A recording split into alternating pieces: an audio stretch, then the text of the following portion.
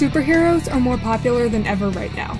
Marvel Studios is releasing new content almost every single week in 2021, and there are 6 DC TV shows currently running on the CW, not to mention the comics, toys, and other superhero products flying off the shelves.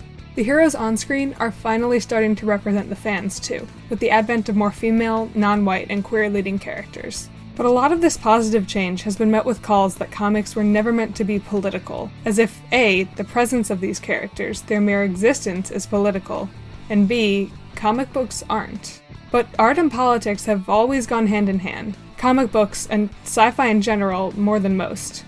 As the popularity of the genre continues to grow, I think it's important that we keep in mind how all of these characters started.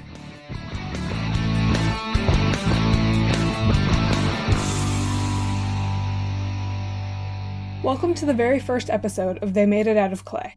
In this series, we'll be exploring the cultural, mythical, and ethical Jewish inspirations behind some of your favorite pop culture works. I'm your host, Allison Worth, and this week I'm joined by Bay, creator of the blog Kosher Cosplay, which explores sci-fi and fantasy media and mythos through a Jewish lens. Hello. Bay, thanks for joining us. Yeah, my pleasure. So to start us off, could you talk a little bit about your Jewish upbringing and what that was like for you? Sure. I grew up Orthodox in a very small, close-knit Orthodox Jewish community in upstate New York. I was very traditional, keeping Shabbat, all the holidays, and dressing modest. I went to an Orthodox Jewish all-girls school, and yeah, I think my upbringing, while being very traditionally Orthodox, it was also a bit more open-minded because I was also reading and taking part in secular books and media and stuff like that. And I think that's partly because my dad is a really big fantasy and sci-fi fan. So he also wanted to pass that on. And then now I think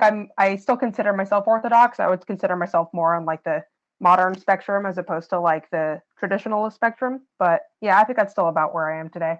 Got it. So you mentioned that your dad was very into sci-fi and fantasy and sort of passed that on to you. Do you remember reading or watching anything and seeing a Jewish character for the first time? So that's a really interesting question because this kind of makes me realize that growing up, I didn't see any Jewish characters anywhere outside of the Jewish books that I would read.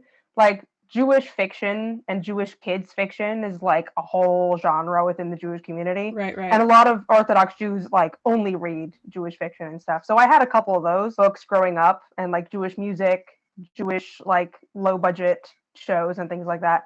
But if it wasn't a specifically Jewish media, I don't remember seeing any Jewish characters in secular media. It almost, to me as a kid, it almost felt like two completely different things. There are no Jews in Harry Potter or Doctor Who or any of the sci-fi fantasy things I like, and the Jews belonged in Jewish media.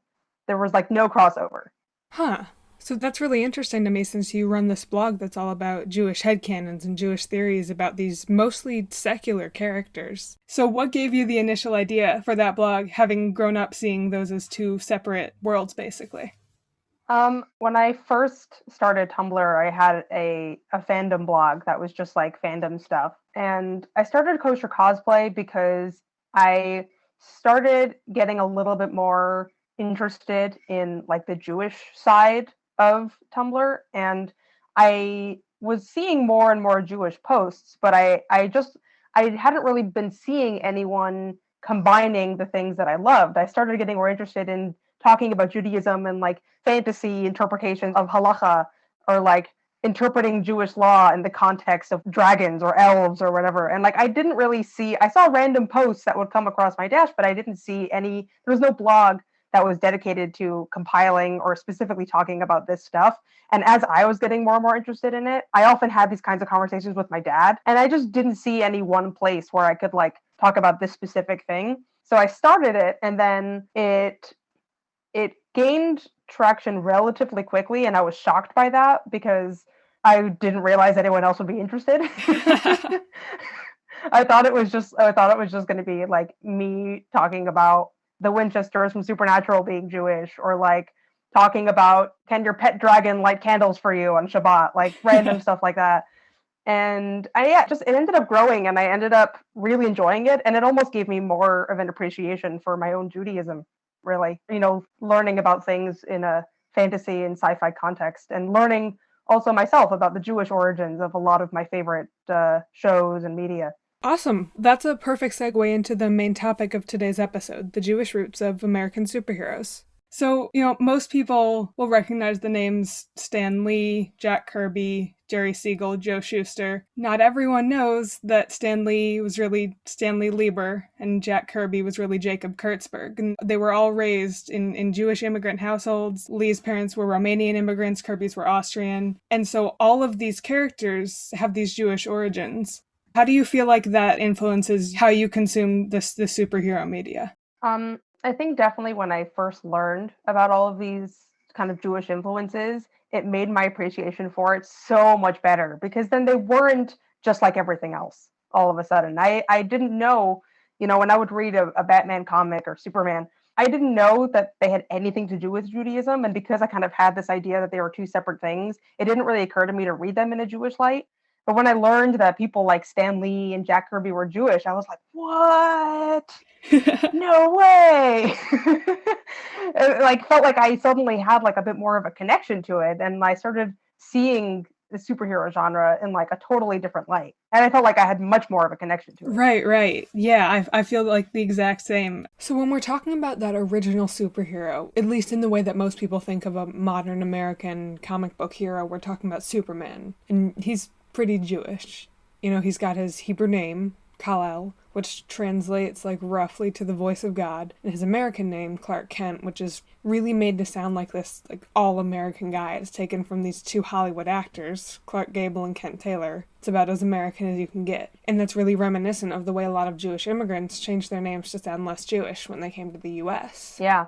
And you'll notice a lot of the Jewish comic book creators, almost all of them changed their own names in order to be seen as less Jewish. I mean, this is a common thing even till today. A lot of Jewish people won't go by their Jewish names publicly. But almost all, even the Jewish illustrators and the writers, even besides for all of the big ones, almost none of them went by their Jewish names. Right. I mean, my family name was changed. It was Handelman when my family first came here, and they changed it to Worth to make it easier for my family to get work. Because as Handelman, no one wanted to hire the Jews, right.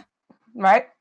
So we've got that Jewish American immigrant story that Superman fits into really well, but we've also got this Moses allegory, right? Both of their parents gave them up to be raised in non-Jewish homes. They eventually gained powers that would help them save their people, and Moses spoke to God, and again, Kal-El translates to the voice of God. They're just these very similar stories.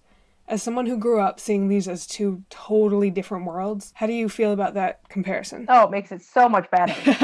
Because that way it's not just something that, sprung out of their minds, out of the blue. These things have context. The creators were living in this very specific cultural context that affected their work, and it informed their work. And learning about the creation of these kinds of iconic characters in that specific cultural context gives them so much more depth. I mean, Superman, it's very easy really to see his Jewish roots. I mean, like you said, came to America as a foreigner. His entire race was wiped out. He had been launched secretly to Earth as like a means for survival. And he also, I mean, this is something that I started seeing myself as I grew to learn more about his Jewish roots. But he could also kind of be seen as a kind of statement on how people often viewed Jews at the time, where all of these Jewish creators couldn't really create explicitly Jewish superheroes. So Superman is this like fierce defender of justice, and he's practically indestructible, and he stands up for the rights of the downtrodden. And then he has this kind of like meek, mild-mannered alter ego that no one takes seriously, but like secretly he's this defender of justice around the country. I feel like I could kind of compare that to how Jews, this kind of stereotype of how Jews are often seen as kind of nerdy, kind of pitiful, often emasculated, like versus this alter ego of someone who looked up to, who's not powerless to help people. Like that, and the Moses allegory is even more interesting because he ended up being the literal savior of the Hebrews in Egypt. And so that kind of connection, like, Moses was cast off and then was saved and was brought up by non-Jews. And the same thing with Superman. He came to Earth and he was brought up by Americans in Kansas, I think. Yeah, Smallville, Kansas. Yeah. And so he, that there's also a bit of a Golem connection with Superman as well. Right. Where he's like super powerful, again, this protector, and like Man of Steel can kind of be compared to like Man of Clay, As golems are often referred to very specifically as from the materials from which they came. Can we talk about the golem story? Yeah. The origins of that. So it's this Jewish creation and basically refers to a creature resembling a human made out of like mud or clay, and they're made to protect the Jewish people. Yeah. And Superman's not the only superhero that can be compared to the golem. The most obvious one, the Hulk, because in these early stories, golems couldn't speak, and it's a lot like when Bruce Banner transforms into the Hulk and he loses his ability to speak, but he still wants to fight to protect people. But he's not Jewish. He's not. That's very specific. The same with Captain America, who's not Jewish, but he's this big, like, strong character made to protect against, the first Captain America cover shows him decking Hitler. Iconic. Yeah. So I've heard both of them compared to the Golem as well, and Stan Lee specifically did say that the Golem story definitely impacted the Hulk, and that especially in those early issues. To me, I find the word Golem gets kind of kicked around a lot and compared to a lot of different things in popular media. Everything under the sun gets compared to a Golem story. Any kind of story of like someone saving someone else, it's a golem. When in reality, it has very specific Jewish origins, and there are very specific rules about how a golem is created and how it interacts with people. And like those rules can be bent and modernized and like changed up and stuff like that. But like, the golems are always created for a very specific purpose. They're always created for the defense of the Jewish people. There's specific rules about how it's created, whether you write the Hebrew word for truth, emet, on the forehead, and then you erase the first letter, which creates met, which means death. That's how you destroy the golem in original stories. But Stan Lee, Jack Kirby, Bob Kane as well, they would have been brought up on these kinds of stories because these are kind of like the legends from old Eastern Europe. And they would have been brought up because their parents were Eastern European immigrants. They would have heard the stories of the Golem of Prague. And it makes perfect sense that things like the Hulk or Superman could be compared to a golem to me because of the Jewish origins of their creators. They would have grown up on these stories. And they would have thought, a creator, a powerful, indestructible defender of the Jewish people. Wonder how I can how can I make use of that? It's a lot more obvious, like when you know the stories that they're coming from. Yeah. Everyone draws on their childhood stories. Not all of these writers and artists were necessarily religious, at least by the time they were older. But because they were the children of these Jewish immigrants, they were so involved in the culture that's really... Yeah, a lot of them were, almost all of them, I would say, were culturally Jewish, if not religiously Jewish. Jack Kirby probably had the most Jewish connections throughout his life. He was a very active member of a synagogue, and he drew... This is one of my favorite things about him, actually, is that he drew so much... I was going to call it fan art, but it's not, seeing as he's the creator of the characters. But he drew so much art of his characters participating in Jewish life outside of the comic books, and he donated them to his synagogue. He drew them for his family, his cousins, his friends, kids. Like he drew artwork of like the Hulk wearing a kippah and a tallis. He drew like Lois Lane and Clark Kent standing under a chuppah, which is the traditional arch, that Jewish couples get married under. And so I think Jack Kirby, for me at least, probably had the most Jewish connection throughout his life because of that. But all of them really, Stan Lee wrote a poem called God Woke that he performed at Carnegie Hall at a comic book event, not a Jewish related event. He was headlining a comic book event in the mid 70s. And like he decided to get up on stage and read a 10-minute poem that he wrote about his relationship with God. So like he didn't read anything about Captain America, like about, anything else. He wrote, that's what he did. And I think that says something about, Stan Lee. I think he kind of tried to distance himself sometimes. He didn't want to say outwardly, like publicly, that everything was Jewish. But he definitely had, these spiritual connections and these ruminations about God and his place in the universe. Wow, yeah. I think it's really important to mention here that most, if not all, of these creators were also World War II veterans. And especially that Kirby, who you just mentioned as probably being the most religious, was the one who fought on the front lines. He landed at Normandy on D-Day. That probably goes hand in hand with him making characters like Captain America unequivocally all-American. Because he wanted to make these anti-Nazi sentiments unequivocally American. If you are American, you need to stand for these values. And I think that the anti-Semitism of the day definitely plays a part in being unable to make characters explicitly Jewish.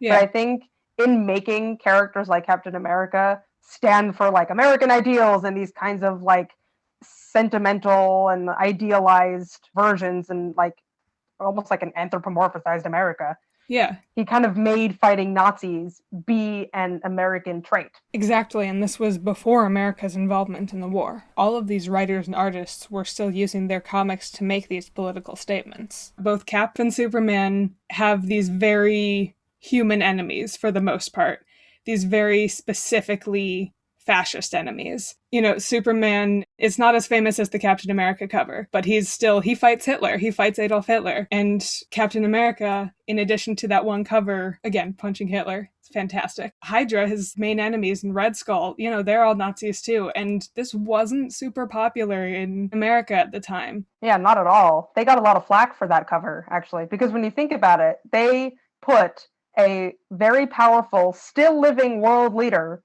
on the cover of their comic book as the villain, getting his lights punched out by Captain America. Like, yeah, it was pretty blatant, and they got a lot of hate for it. Yeah, they actually had to receive like police protection because of how frequent and intense these threats were. And they actually, one of my favorite stories about Jack Kirby. Yeah. So he was in the office when the threat was called in. It was these Nazi sympathizers. They called him and they said, "Come downstairs, we'll show you what real Nazis will do to Captain America." You know, Kirby rolled up his sleeves. He was all ready to fight. He got downstairs. They were gone. They ran away. They were not going to fight him. That's such a good story. And I mean, that wasn't, like we said, that wasn't uncommon. The US, at the time that Captain America cover was published, it was about a year before the US got involved in World War II. And so they still had this like isolationist stance that they weren't taking sides. Yeah, I like to say that the US was dragged kicking and screaming into World War II. I think that the comics that were being published once the US was dragged into the war played a really big part in reshaping America's role in the war, and and a little bit of propaganda as well to the American public, about how the US is this fighter of justice. Captain America kind of became the symbol for how the US fights injustice, versus the United States didn't get into the war until like 5 years after the war started. Right. So like, we have this popular image of the United States as the savior of the people, when in reality it took the bombing of Pearl Harbor, the US, to get directly involved. So yeah, I always say that the US was dragged kicking and screaming into the World War II. They didn't go willingly. Yeah, I would agree with that. I want to go back to something you said a minute ago, Bay, about how Kirby basically made it a part of American culture to be anti-Nazi. Yeah. And that Nazis are anti-American, which is why like more recent politics have been so like jarring. And particularly in Captain America, when there was the storyline where Cap was revealed to be an agent of Hydra. Oh God. Yeah. How did you react to seeing that for the first time? That was like genuinely upsetting to me. Mm-hmm. Because it like I understand the appeal of the shock value, and I understand that in doing that they could practically ensure that they'd be flying off the shelves. So like I get the appeal from a business standpoint and maybe from like Marvel's standpoint as a company, but in terms of the characters and what the character stands for, it just didn't make sense to me. Mm-hmm. Like it didn't jive at all with the history of the character, with the character's motivations. It didn't make sense to what like everything. It's like the everything was a dream kind of cop out. Yeah. To me, it doesn't really make sense. It negates all the character development and everything else that Captain America had gone through. Like secretly he was a Hydra agent all the time. Surprise! Like it didn't really add much. It didn't add much depth beyond shock value. So while I could see the appeal in the shock value, because again, it'll make money, in terms of the character itself, it seemed to be the complete antithesis of what Captain America was. It completely reroutes his character. Yeah, I'm really glad to talk to another Jewish person about that, because I was it felt like a gut punch. Yeah. And I tried to explain that to some of my non-Jewish friends, and they're like, "No, but it's such a good twist." I'm like, Nazis should not be a plot. That's not. I know they're basically seen as like the ultimate enemy, like all of these fictional empires or races. Like we're later going to talk about the Daleks and Doctor Who are definitely based on the Nazis. In Star Wars, there's, space Nazis. And I don't necessarily think that's a bad thing because it reminds people of what the worst of the worst is. But once people start to find like depth and humanity in those characters, that's when it starts to really bother me. Yeah, and I absolutely agree with that. I also think there's again like it's a good like what you said that your friend said, right? That like it's a good twist. It is a good twist. Like I'm not denying that. For shock value, you can't get better than saying Captain America's a Nazi. Like Yeah. That's shock value right there. It's definitely good shock value. It's the yeah. epitome of a plot twist. It's yeah. Yeah, exactly. But like just in terms of to me what makes sense, it doesn't. It just like and also I genuinely feel that Jack Kirby would not be thrilled. To say the least. Yep. He would not be thrilled that this character that he created that on the cover is punching Hitler in the very first iteration of Captain America to turn around and then say that he's secretly a Nazi doesn't sit right. Yeah. I think that was it Jack Kirby's son made a statement actually when that happened, like saying how upset his father would be about that. Yeah, it was Jack Kirby's son, and I think also it might be his son-in-law or something like that he drew a lot. He was very involved with. He drew a lot of pictures for him about his characters and stuff. I think he also made a statement at that point. It's disrespecting the legacy of these creators who, I mean, now that Stan Lee is gone, none of those original creators are still around. And, we want to respect their legacy and these characters' legacies that they've created, even though so many different writers and artists have now written and drawn them. I just feel like it's important to still hang on to that original soul. However much you want to change the character, that's kind of the one thing that's got to stay constant, that Captain America fights for American values, not necessarily America. Yeah. Which in the MCU, I know there's been some controversy about, wait, this is un-American. It's like, but it's for American values. Yeah, I think that trend, now that I think about it, that concept of making, Captain America secretly actually be a Nazi, it kind of plays into an overall trend that I've noticed recently in the last maybe like 10 years or so of people making content, whether it's movies, TV shows, of alternate universes where what if the Nazis won? Yes. Or what if so-and-so is secretly a Nazi? And I've started seeing it pop up a lot in recent years. And like, as Jewish people, that's not exactly an entertaining concept. Right. Like it's it's kind of weird. It's kind of sad. No, it's kind of it's a little othering. Yes. Really, from secular culture to see that being put up as entertainment. I think for a lot of Jews, for Roma people, for anyone who would have been targeted under the Nazi regime, it's not really an entertaining concept to think about. And I think making Captain America a Nazi plays into that, really, because now we're far enough removed from World War II that it's become this like big generically evil thing as opposed to a very real historical event. And I think this kind of trend of like what if the Nazis won might be because of that distance. People who weren't personally affected by it they're kind of losing, they don't realize that it wasn't so long ago, basically. Yeah, it's very real, and it was a very real historical event that wasn't that long ago, really. And making Captain America a Nazi might seem entertaining for someone to whom it's not a big deal.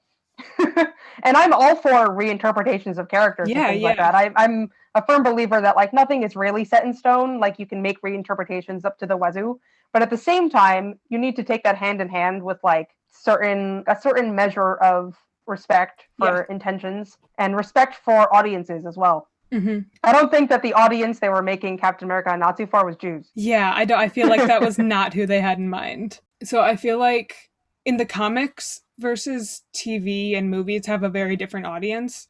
I mean, obviously there's a lot of overlap, but film and TV are going to have a much just broader audience. There's going to be a broader reach, and I think that bringing those kind of alternate universe storylines is just, I don't want to say that it normalized the rise of neo-Nazis in America over the past several years.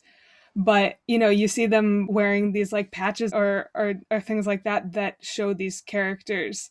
that they're just totally missing the point. And I feel like the Absolutely. more it's shown in popular media, the more it feels like these people can find these excuses. So like saying it's just fiction, it's a bad I hate excuse. that argument. Mm-hmm. I think people who say, "Oh, it's just fiction. It's all fake. We all know it's not real." Like I don't think that's a particularly valid argument to make, because every kind of fiction out there, from theater to art, music, like it's always had an impact on politics and on culture and on any kind of cultural context in which these things are being created. Things always affect real life. If someone only, for just as an example, if the only depictions of black people that you see are racist, negative stereotypes and blackface, that will affect your perception of those people in real life. And yeah, it's Mm-hmm. fiction. People will know that it's fiction, but if that's the only thing you see, it will affect your perception in real life. And obviously, things like that are not happening that blatantly in, the media Anymore. anymore, thankfully. But those kinds of things, especially if it's subtle, really do affect real life. So I think any kind of argument that says it's just fiction, it's fake, it doesn't really matter, it does. Yeah. I think one of the characters that has kind of become more real over the past several years is Lex Luthor, because this arch nemesis to Superman was never another alien. It was never a superpowered individual. It was this bald, white, xenophobic villain who echoed these Nazi ideologies and also specifically drew on this speech from Senator Allison D. Smith, who he gave this shut the door speech when Siegel and Schuster were about 10 years old. And it was this speech that basically talked about closing the US borders to purify the American identity. In fact, this is a direct quote. He said, "I think we now have sufficient population in our country for us to shut the door and to breed up a pure, unadulterated American citizenship." The scary thing is that it worked. Yeah, it helped pass the immigration laws in the next decade or so. And they were basing this on real life. They were basing Lex Luthor on these real life people, and people didn't get the hint. And then it happened again. And so it feels like a vicious cycle. Media, obviously, like you said, it affects real life to a ridiculous degree. It is what drives our society. Like we were talking about earlier with those stories, what you hear is with those Gollum stories, what you hear as a kid is going to influence everything as you grow up. And if people are reading these comic books and they're seeing these villains that echo, real life politicians, they're not getting the message. Yeah, I think it's both sad and scary simultaneously, really, how Mm-hmm. we don't learn from our own history. And it's so ironic when you look at things like the history of comic books that are so clearly trying to preach these very specific morals and ideals, and yet we still keep treading the same paths and following in the same footsteps, and the same trends keep showing up in politics over and over and over again. you know Mm-hmm. it's interesting, and I think it's both sad and scary, especially as Jews. Yeah. My favorite, though, and I say favorite extremely sarcastically, Hmm. when you hear people say they're comic books, let's not make them political, or it's sci-fi, let's not make it political. Ugh. Y'all don't know what you're talking about. Like, They've always been political, uh-huh, that was the these intent. kinds of things. I mean, even when you look at the context in which comic books were created, I mean, the whole reason why comic books were such a Jewish industry in the beginning, in the 30s, 40s, 50s, were because Jews were actively being barred from other creative professions at the time. Mm-hmm. I mean, Jews, they were actively being barred from publishing, from marketing, so when this kind of like experimental artistic book started coming out, it was difficult for Jewish creatives to get jobs in more established industries. So comics were new and experimental at the time, so a lot of them changed their names to not sound so Jewish, and then got involved. Mm-hmm. And that happened. The same thing happened in Hollywood as well, actually, Yeah, yeah. where Jews were being barred from the higher positions, and so Jews started making their own movies and their own companies and changed their names to sound less Jewish so that they could still be considered American. It's kind of a common thread. So when you look at comic books being created in that kind of context, specifically because of anti-Semitism, and then you go ahead and say, "Oh, this is not political. It exists in a vacuum." Yeah. I can't explain how wrong you are. Like, I can't explain how wrong to that person they are, so I'm just not gonna try. Yeah. Yeah. Well, I'd like to wrap up this first episode of They Made It Out of Clay with a reading from Stan's Soapbox, which was a column that Stan Lee wrote for nearly 150 Marvel comics. This particular column was shared a lot after his death in 2018. Let's lay it right on the line. Bigotry and racism are among the deadliest social ills plaguing the world today. But unlike a team of costumed supervillains, they can't be halted with a punch in the snoot or a zap from a ray gun. The only way to destroy them is to expose them, to reveal them for the insidious evils they really are. The bigot is an unreasoning hater, one who hates blindly, fanatically, indiscriminately. If his hang-up is black men, he hates all black men. If a redhead once offended him, he hates all redheads. If some foreigner beat him to a job, he's down on all foreigners. He hates people he's never seen, people he's never known, with equal intensity, with equal venom. Now, we're not trying to say it's unreasonable for one human being to bug another. But although anyone has the right to dislike another individual, it's totally irrational, patently insane to condemn an entire race, to despise an entire nation, to vilify an entire religion. Sooner or later, we must learn to judge each other on our own merits. Sooner or later, if man is ever to be worthy of his destiny, we must fill our hearts with tolerance. For then, and only then, will we be truly worthy of the concept that man was created in the image of God. A God who calls us all his children. And I think that sums it all up right there. Oh, that's really good. That's really good. I can't take credit. It was Stan. I think that it's also interesting that he brought up the man being created in the image of God right there and pulling in explicitly religious imagery. Mm-hmm. That's a concept that as Jews we hear in camp songs and every Shabbat service. That's such a Jewish concept. Absolutely. And so even if he was using Stan Lee instead of Lieber and he wasn't making these explicitly Jewish characters at the beginning, his culture and his upbringing, it was never far from his mind. Yeah, definitely. Definitely these Jewish creators. It's pretty unequivocal that these Jewish creators, Judaism and their Jewish backgrounds and Jewish upbringings influenced their work. Yeah. Well, Bae, thank you so much for being our first ever guest on They Made It Out of Clay. Thank you for having me. You can follow Bae at koshercosplay.tumblr.com, and that link is also in the description. Join me next time where I'll be speaking with Rabbi Rachel Bierman about canonically Jewish characters in superhero comics and TV.